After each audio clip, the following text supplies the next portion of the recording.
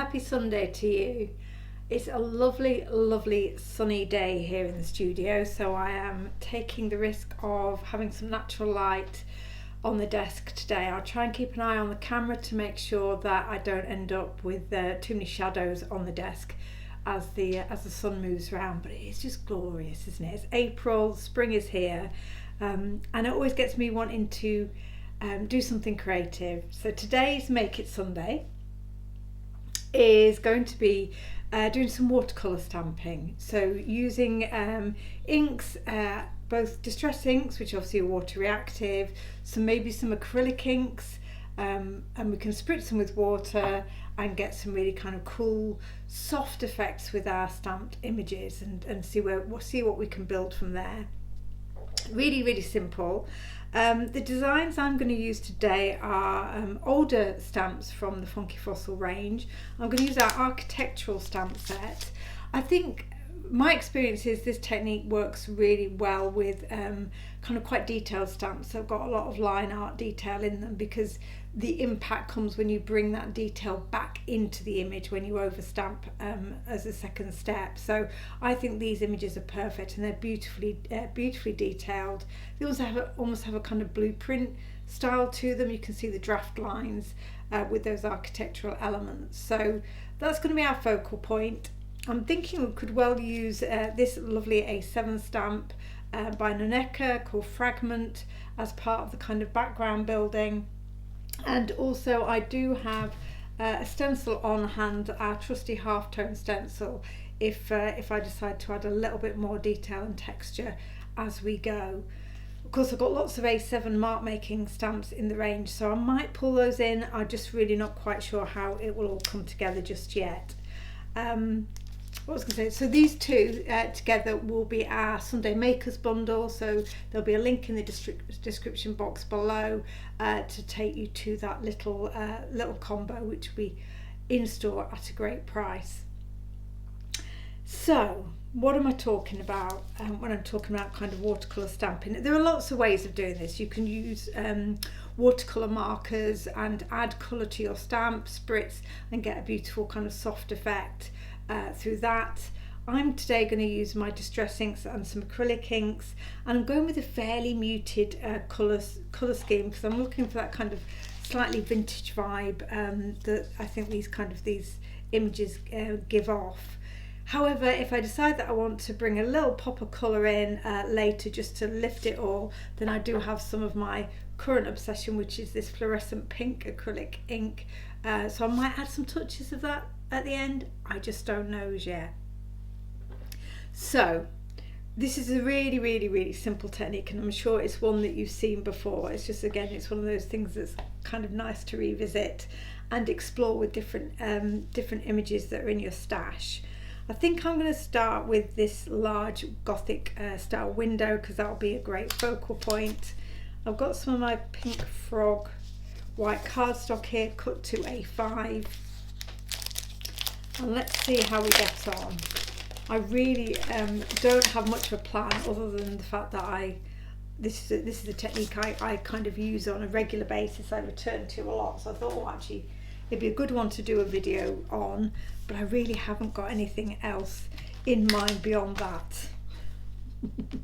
So chaos could ensue. Now, say I've got an A5 piece of card here. I don't, again, kind of fully know where this is going to go. I might end up, depending on how it develops, I might end up using one of our jumbo tag dies and cutting it down to make a tag shaped page for a journal. I might leave it as the A5. I always think it's quite helpful to start with a card size where you've got options in terms of how you can reconfigure it or trim it down, particularly if, like me today, you're not entirely sure what you're going to end up with. At least if you start slightly bigger, you can kind of take the elements from it that you like the most. So this is, I couldn't find my old set of these stamps, so I'm breaking out a new one here. I don't have much stock of this one left. As I say, it's a technique that will work with lots of images you already have in your stash, but if you're particularly interested in these architectural stamps, then we are getting down to the kind of the last of the stock of them. So I'm going to put my window kind of towards the bottom right here. It gives me more space to work with around it, and I think it's quite, it typically for me works better when the focal point isn't slap bang in the centre of the card. So of course this is a big image. Now I'm not worried about whether or not I get a perfect impression here, because what we're going to do is add our Distress Oxide inks. I'm going to try the Black Soot. If it ends up being a bit too dark, then we can always go, I've got Speckled Egg and Walnut Stain here, so we can always go back and try again with a slightly different tone. But because I'm going to spritz this with water and get a deliberately blurry effect, I am not worrying myself about how perfect an impression I get here. And of course Distress Oxides wouldn't be, for an image like this with the fine line detail, if I was looking for a crisp image, I would be going with my VersaFine to get that great stamped effect. So this is me wanting to use the water reactive properties of the Distress Oxide ink. So I've got the ink on my stamp, as you can see. I'm going to give it a spritz. I've been quite generous with the water there, but again, that's absolutely fine. So as I put the pressure on the stamping platform, then that ink, that wet ink, will start to move around. I do think this this technique works quite nicely with a stamping platform, particularly because obviously it enables you to go back in when you're wanting to put your detailed overlay over the top. You can go back in and know you've got your placement right. You can do it freehand because you've got a blurry underlay. It doesn't really matter, but I often use a stamp platform for this technique. So let's see whether we've put enough ink on there. So I don't think, that's lovely, but I don't think I've got enough movement there. So what I can do is now just spritz my card a little bit. I'll lift this up. I've put quite a lot of water on there, and I'm wanting that ink to wick a little bit and move for me. And so I'm just going to kind of moving the base around a little bit, just so that that ink can start to almost kind of direct the ink out, so it's going to start to move away from the main image, because what we're wanting is that look of stained paper or sort of a blurry outline. Now I can get some kitchen towel and just give this a little bit of a blot, mainly because I've got pools of water here where I don't need them.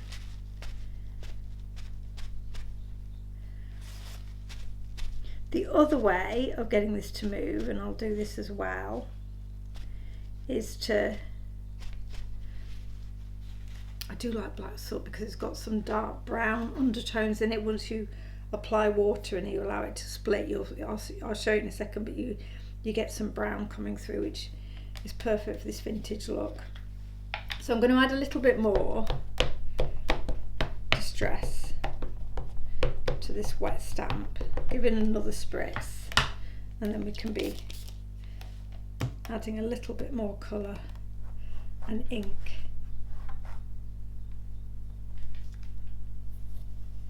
So that's even, probably over inked it now. Let's blot that. There we go. Just make sure I don't lose all the detail, and you can see there that that ink that sat on top really moved when I gave it a spritz of water. So sometimes this works and you get the perfect movement straight away. Sometimes you need to kind of coax it or work with what lands on the page until you're happy with the effect that you've got. And so I'm keeping on blotting this only because I've literally put a swimming pool on the paper. But I don't want to take too much liquid off, because it's quite nice to allow the ink to move and do its own thing. So we'll have a look at that in a second.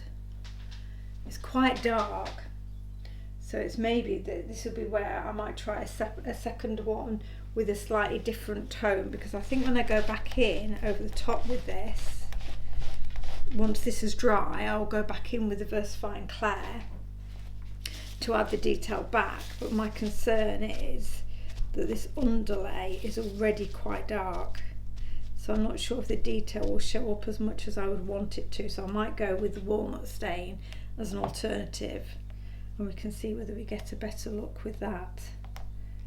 So I'm going to give this a little blast with the heat gun, so we can go back in with our VersaFine and add the can you see that movement? So you've got that blurriness around the edges of the image and within it as well. So yeah, let me give this a blast with the heat gun because it's going to take an age to dry by itself.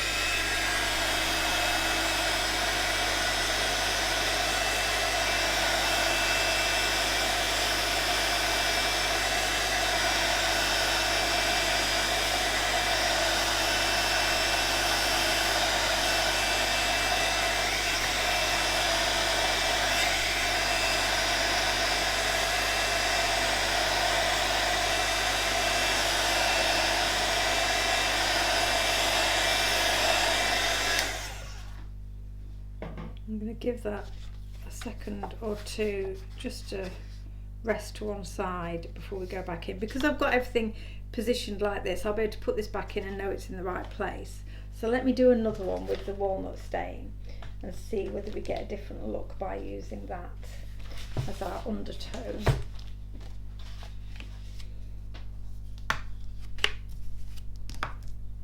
So walnut stain should give us a more of a sepia look. The other way you can do this, of course, is to dampen your spritz water onto your card and stamp into the damp cardstock, and the ink will react with that. So there are lots of ways of getting the ink to move for you. So walnut stain.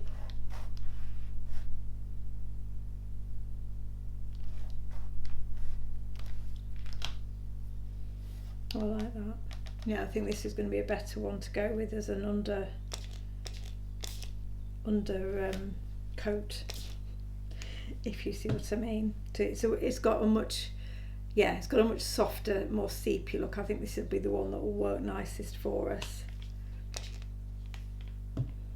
But in the interest of, that's nice. I've got the amount of flow there that I'm wanting without needing to work at it too hard. So yeah, I'm going to just go with that as it is. Just let me blot up this bit at the end here that's wanting to escape.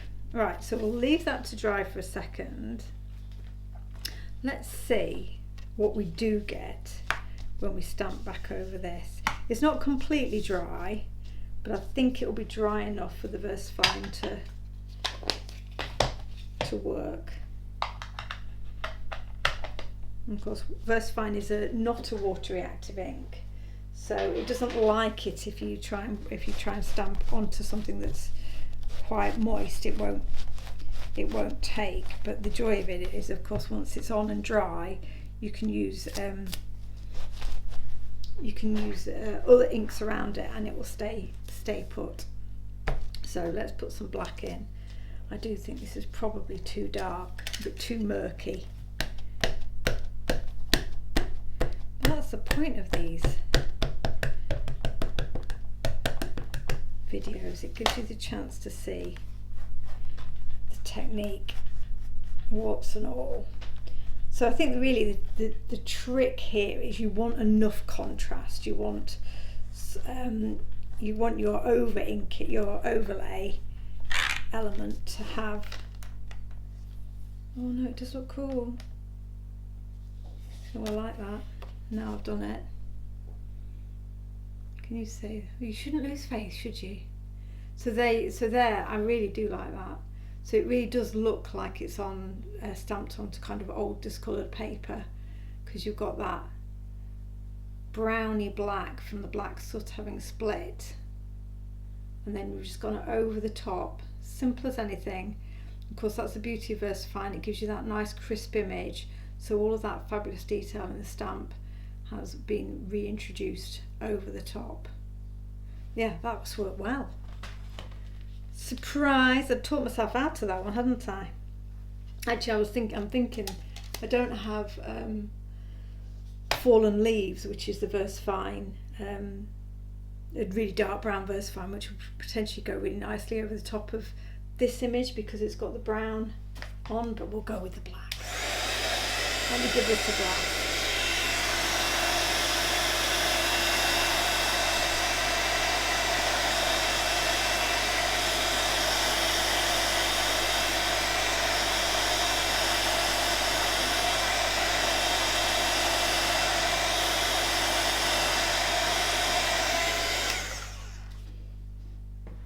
So say this would be completely your choice. You don't need to force dry it like I'm doing here. I'm doing it in the interest of time for the video, but you could just do a whole bunch of them with, obviously you've got your positioning still there in your stamp platform, and let them dry naturally, so you can let that ink and water continue to react and work off each other until you're happy with the end result. But I do like it. This has got quite a lot more, looks to me like it's got quite a lot more movement in it.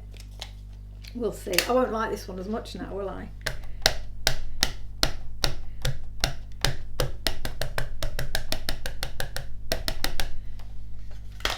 So let's see how this one turns out.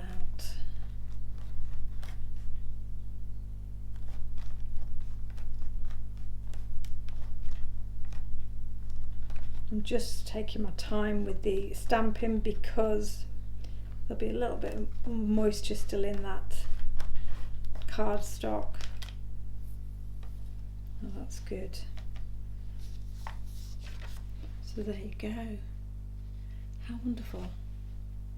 So say I'm doing these with fairly vintage colours because of the nature of the artwork, but you could be doing these, you could be doing florals where you're using kind of pinks and greens and ink them with different distress oxide colours, give it that spritz, and then get that fabulous kind of movement and watercolour look on a floral that you're stamping out, or something that that kind of will work. An underwater scene, for example, your seaweeds in blues and greens, give them a spritz and let that ink travel, then over stamp to bring back any detail that you want to from the original image.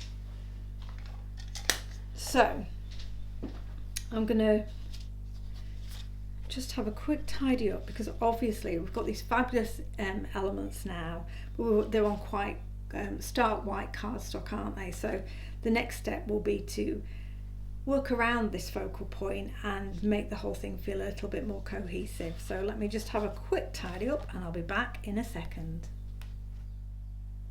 Okay, so my my images are now completely dry, and as you can see, I've cut one down with one of our jumbo tags, so it's going to be quite a significant part of the tag, and I've left the other in the A5, and all I've done while the cameras have been off is just gone around the edges with some distress ink in, I think, antique linen and walnut stain, and maybe a little bit of weathered wood.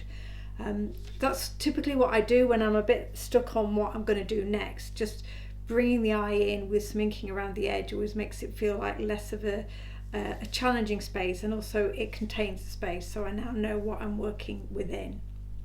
So I thought what I'd do is add some further elements from the architectural stamp set to create a bit of more background texture on these two pages, and then we can do a bit more watercolour stamping with that beautiful fragments stamp. So I am going to, let me just get one out of the way while I work. I think I'll go, which way? Yeah, I think I'll go with this beautiful circle.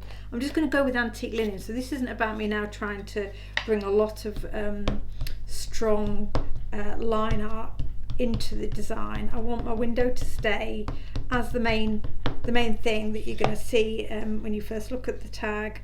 This is now more about kind of tone on tone stamping. I couldn't even spritz it with a little bit of water if I think I want to get a bit more movement, but I just wanted to go with something very kind of subtle, and this may get not lost, but this may be even less visible once I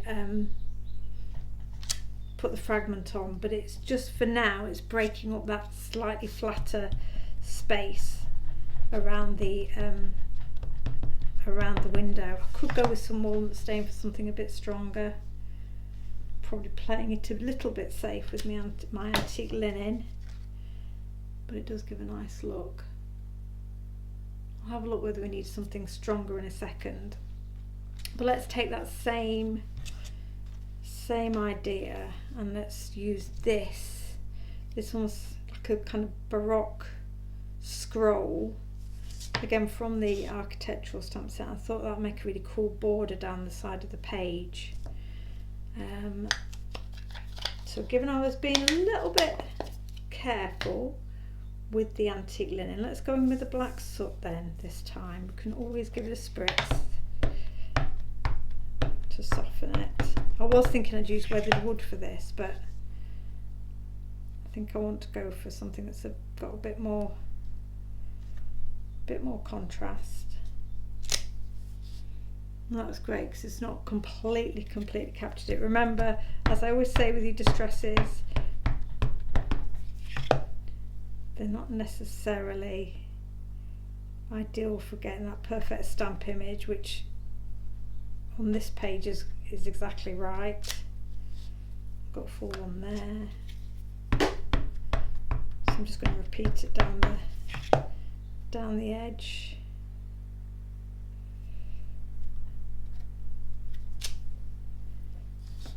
To create a bit of a scroll look.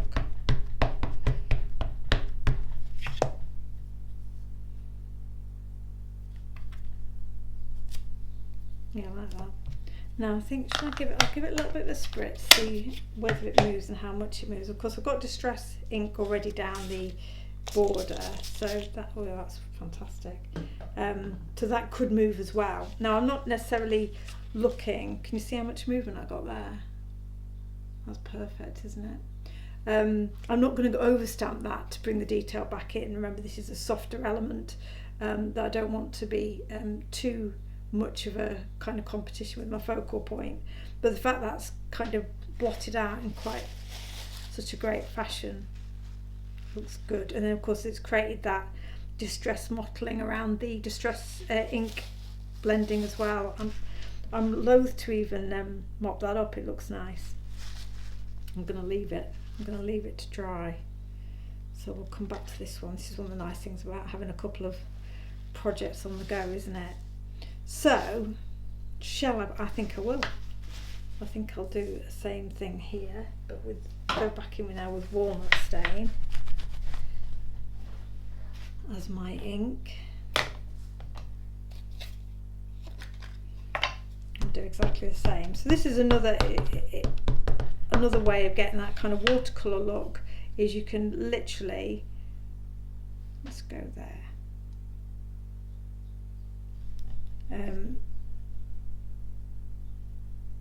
stamp and spritz.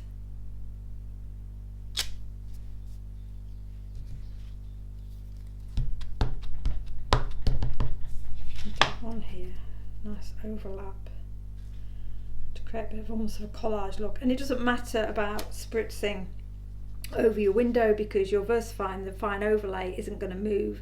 You might get a little bit more movement of the distress ink that was the first layer, but that's not going to have any negative impact on the outcome. So we'll just give those a little bit more spritzing, and you can see immediately that now looks a little bit more harmonious with the blurriness or the distress look behind the window. I could do this for days. I just love the unpredictable aspect of just having a bit of water with the distress ink and just watching what occurs. However, I want to add a little bit more detail, a bit more interest into our backgrounds. Probably not so much on this one. This one's looking like it's not far off being ready. I think I just want to get a bit of script into that one, and I think that one will be done. But this one still has a reasonable amount of open space that we can work into. Look how fabulous that looks. Those inks blending and merging. So I'm still thinking I've got you probably, if you watch my videos, you'll know I do like to retain some element of white space. I don't necessarily like to fill everything on the page, but there's still quite a lot here, and these two areas feel a little bit disconnected because of the space between them. So this is where I think we'll use our fragment stamp, and this is a great one because it is exactly that. It is a fragment. It's already got areas missing, so you don't need to worry again about your perfect impression. It's going to give you a distressed look. It's got a fairly uneven edge as well, so you're not going to get a block that just appears directly on your project. But I am tempted. I'm tempted to bring in a bit of my strong pink, just to make this one pop a little bit and make it a bit of a twist on the kind of the vintage vibe. But I'm liking this so much. It's always a dilemma, isn't it? You think, oh, will I spoil it if I do something a bit strong now.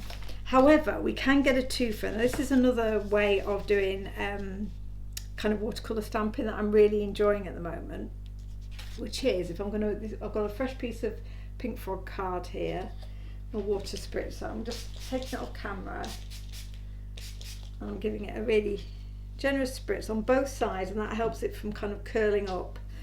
And then if we put some of the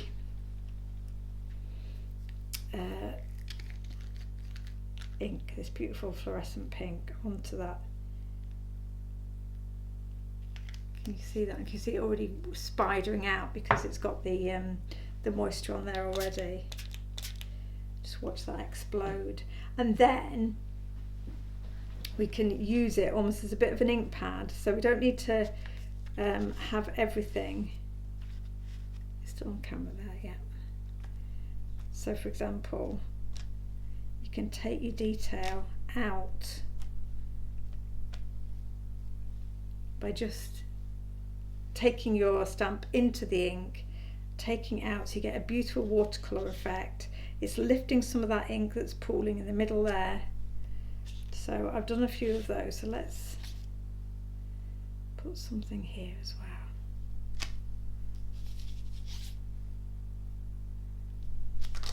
Because I don't really want this to be too shockingly pink. But I've got an amazing background going on here that I'll be able to use for another project. And we'll just be able to add those touches of pink without necessarily overcommitting.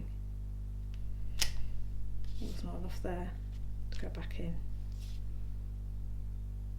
And it really doesn't matter because this is such a watery impression. Oh, I love it. I'm not going to stop, am I? Just trying to connect all the parts of the page. Perfect. A bit up there. Lord, step away from the stamp. There was hardly anything on there, so that's quite nice. So, look at that. You've got a beautiful kind of watercolour-y effect. I mean, I'll probably now work over that with some more muted colours, so that will knock the pink back. But it's a great way, if you put any of your acrylic inks down onto your card surface, take a kind of mark making ink, your bubble wrap or your distress halftone, etc., and you can lift it and then take that ink around the page without it all being a full solid coverage. It's a lovely way of doing another kind of watercolour stamping. Now this is an acrylic ink, so of course once this is dry this won't move. I can work over the top of it and it won't keep reactivating. So I'll just spritz my stamp and wipe that down so the acrylic ink doesn't dry. on the stamp surface. But how lovely does that fragment look? There's a bit of background interest. I'm sure I could get a bit on my tag, not the pink. I think I'm going to keep this one fairly monochromatic, but yeah, let's put a little bit just to soften those edges.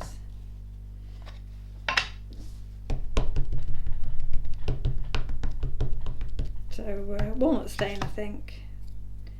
I'm not even sure if the oh, that's nice. So that's how it looks when you're stamping it dry, where you don't get the kind of the blurriness. And just put a little bit in this corner.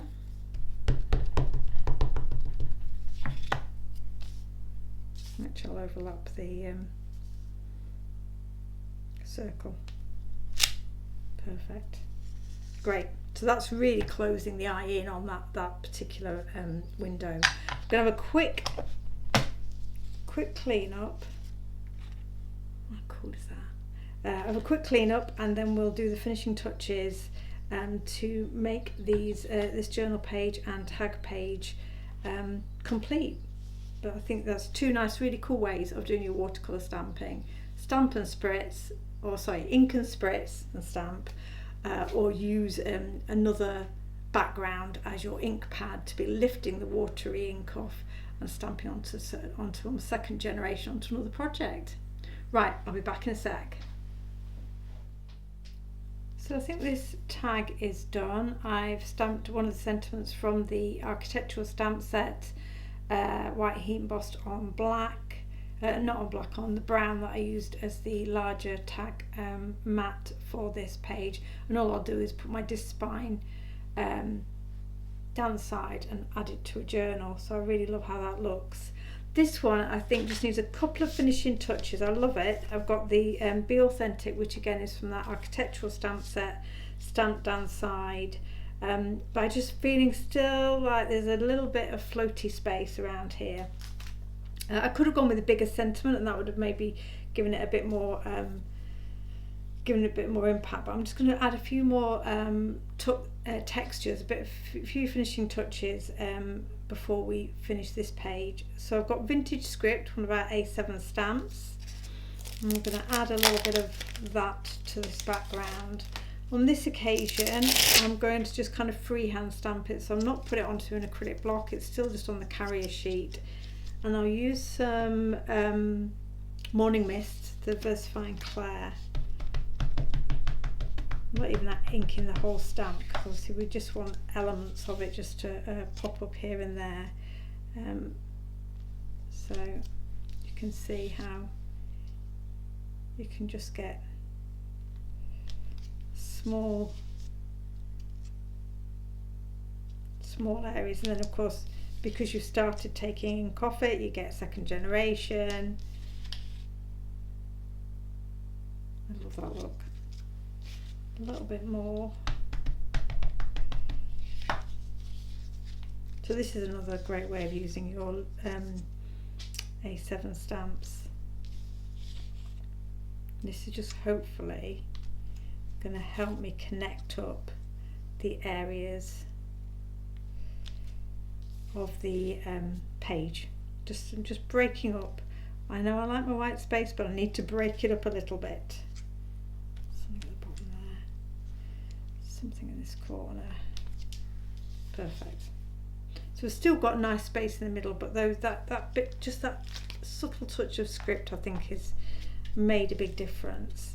And then the last thing I'm going to add to this page is a little bit more texture in the way of that half-tone stamp we mentioned, half-tone stencil, sorry, that we mentioned at the beginning of the video, because I thought the perfect paste to use, I'm looking around for it, the perfect paste to use with this particular colour scheme will be our Checkmate. It has a wonderful blue-grey quality to it, so it's not going to add a heap of sparkle, which wouldn't necessarily really fit with this style of journal page, but it is going to kind of break up those edges a little bit because the halftone's such a nice kind of neutral texture. So Checkmate, obviously we've got that speckly blue-grey touch to it. and I'm only going to add a small amount to the corners, really, just to break this page up, and then I'll call it done. And this is a super fine stencil, so again, don't over stress about worrying about if it's going to give you a kind of slightly blurry finish. It's perfect, isn't it? So a little bit in this corner, I think, just at the bottom here. Hopefully you can still see me, I'm still in shot. I'm trying to avoid this area of paste I've got on the backing paper. And what I'm trying to avoid is having a kind of straight edge. Again, I'm wanting things to look a little bit more organic. I think that's fabulous. Right, and that blue-grey just works perfectly, doesn't it, with the weathered wood and black soot? It's not as harsh as a black, as our Raven Stella paste would be. It's just got the right amount of texture and tone in it. So I'll need to wash my stencil. So, trying to find my tag. There it is. So there, obviously this will need to dry, and then I can put this into my journal. I love the little elements of pink on there that just really kind of lift that more kind of antique vintage look. But really the technique today was about that watercolour stamping, so using that to soften the image. Means you get the blur around where the image is. So if you struggle to control your watercolour backgrounds, this is at least going to focus where the colour ends up being concentrated, bring your detail back in, but then also use it to create some soft background stamping, which isn't going to be too precise, but will absolutely complement any kind of focal point you created. So I hope you've enjoyed my video today. I hope that's given you some ideas for getting stamps out of your stash that you can try this technique with. As I say, the architecture and fragment stamps will be our Sunday Maker bundle, which you can grab through the link below this video.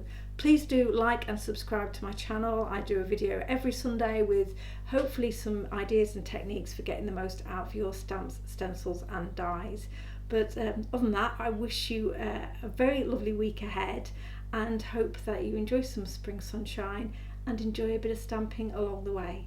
Bye for now.